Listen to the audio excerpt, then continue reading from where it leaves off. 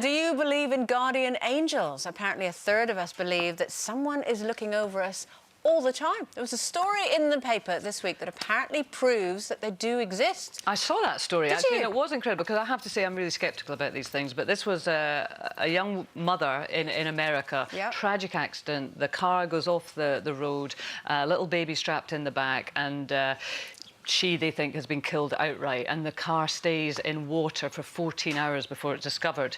Eventually, the police are called. The mum is dead, this tiny little baby, and the police apparently hear over their radio an adult female voice calling for help. And that's what kind of spurs them on to go on and discover this. They pull out the baby miraculously still alive, although it's been upside down, protected a bit by the baby seat. Mother, sadly, is dead. But where did the voice come from?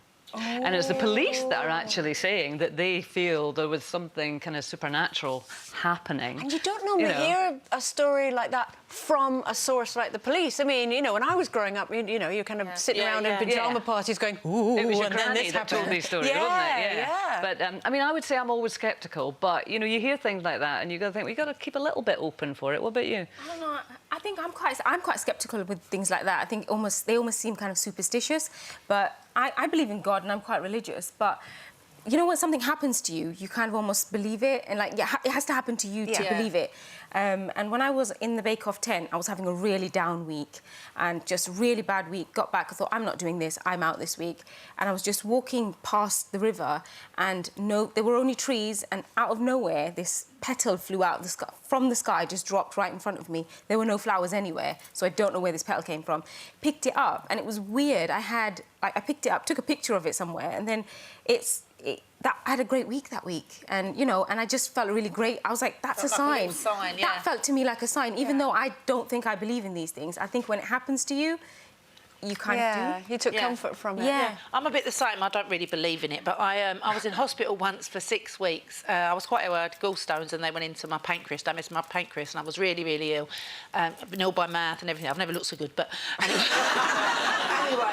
so they were giving me this thing called ranitidine. They've given it to me orally, and everything was fine. And once they gave it to me, they gave me an injection in my bottom with the ranitidine, and I was actually talking to my husband on the phone, and all of a sudden I had an anaphylactic shock. You know, like when all of a sudden all the alarms go off and everyone comes rushing in. And as I'm talking to Mark, I thought, I'm going to die. You could feel all your chest pumping, and I felt like so bad. Honestly, I felt really, really bad. And they're working on me, trying to get me back.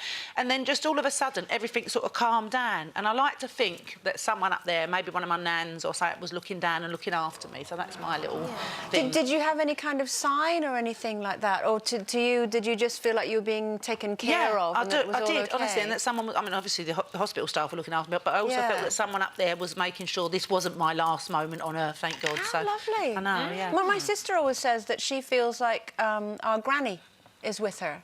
Our granny died, oh gosh, Linda would have been in her early teens, mid-teens then.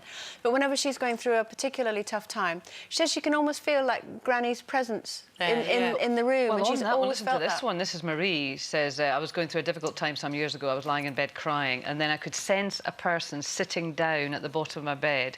I could feel the mattress sink slowly, and then there was a tremendous feeling of calmness.